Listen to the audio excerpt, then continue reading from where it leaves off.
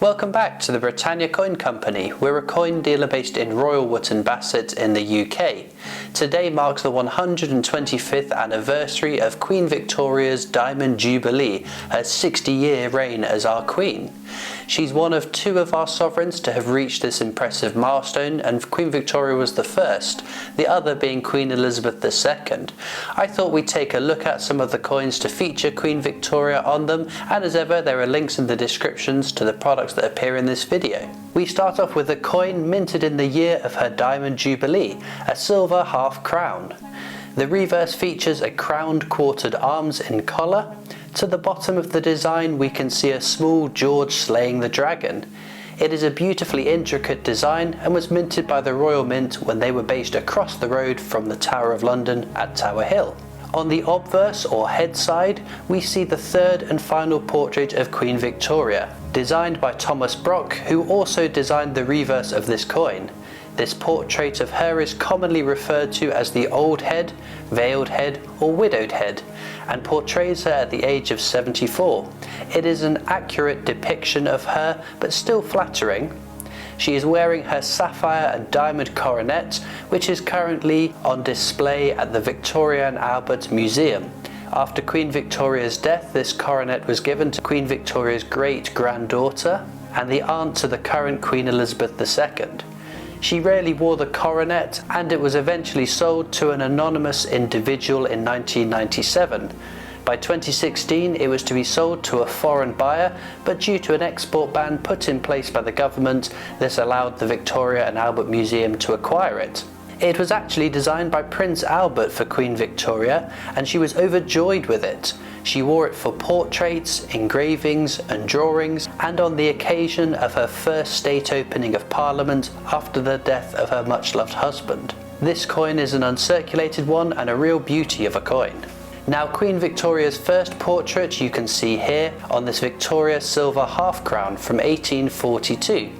This coin has been graded with a grade of MS63, which is a lovely grade for a coin of this age.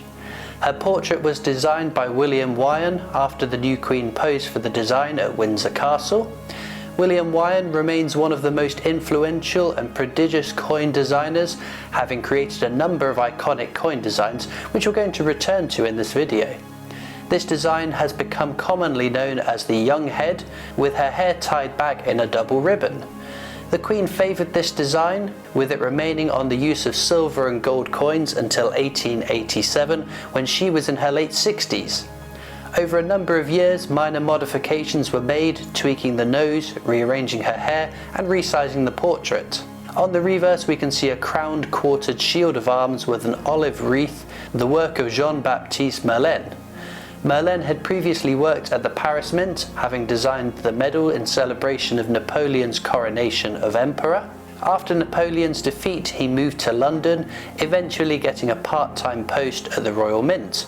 Although we can't be certain, it is thought that another iconic designer, Benedetto Pestrucci, may have met him in Paris previously and offered him the position in London. In 1887 we see the second portrait of the Queen. This was designed for the Queen's Golden Jubilee, and this 5 sovereign coin is one of a specimen set minted in 1887 to mark her Jubilee. We did a video on this set previously, so definitely one to check out if you haven't seen it already. We can't talk about Queen Victoria's coin without mentioning one of the most beautiful UK coins ever made. This is one half of the 2021 Great Engravers release, which feature both halves of the Gothic crown. We'll look first at the quartered arms, which was the first to be released. You can see the intricate detail of this absolutely gorgeous coin. This remarkable coin was the work of William Wyon and was created in 1847, produced with a limited number of 8,000, as well as a range of variants. It stoked immediate interest from collectors at the time. The reverse of the coin features cruciform shields of England, Scotland and Ireland, crowned with a stylized design of the St Edward's crown, which is a crown used in the coronation of UK monarchs. There are also 3 national flowers on the reverse of this coin, one from each of the constituent parts of the UK between the shields. At the centre is a Garter star. The level of intricate detail is a real testament to the master craftsmen of the Royal Mint 135 years ago, and it was amazing for this coin to be restruck in 2021 for the Great Engravers series. The obverse of this coin features a crowned portrait of Queen Victoria wearing the St Edward's crown. Her portrait during the Gothic revival, which had originally developed in the 1100s, remained popular until the 16th century in some parts. You can see a long plait looping under the young Queen's ear, which was inspired by hairstyles of the period. The lettering around the coin also resembles medieval calligraphy, and there is so much detail on both halves of this coin. Even if we look to the Queen's dress, we see more beautiful detailing. With this being a modern release recreating this timeless coin for collectors, the obverse of the coin features the fifth portrait of Queen Elizabeth II by Jodie Clark. With both of the UK's longest reigning monarchs on this one coin, you won't be flipping this to call heads or tails. These have both been 2-ounce gold coins with a limited mintage of 350 each. Now this coin, released in 2001, marks the centenary anniversary of the death of Queen Victoria. It is a silver-proof £5 coin designed by Mary Milner Dickens, whose previous work included the EU presidency, public libraries and the suffragettes' 50 pences. We can see a portrait of Queen Victoria within a representation of the Crystal Palace, which was a cast iron and glass building which was in Hyde Park. It was built to house the 1851 Great Exhibition. At the time, this was the greatest area of glass ever seen in a building. To put its size into perspective, the structure was 3 times the size of St Paul's Cathedral. The building was dismantled after the Great Exhibition and relocated in South London, where it stood until its destruction in 1936 following a fire. There were just over 19,000 of these silver-proofs minted. In 2019, this silver-proof £5 coin was released to mark the 200th anniversary of the birth of Queen Victoria. The coin does not just celebrate Queen Victoria, including achievements of the Victorian era as well. With different designs within cogs, we can see the portrait of the Queen, a train, a ship, a telephone and a penny farthing. This was designed by John Bergdahl, who has many coins across many denominations under his belt. This coin captures the period in which the British Empire became the first global industrial power, with much of the world's textiles, iron, steel and coal being produced within its territories. The era also saw breakthroughs in science and the arts.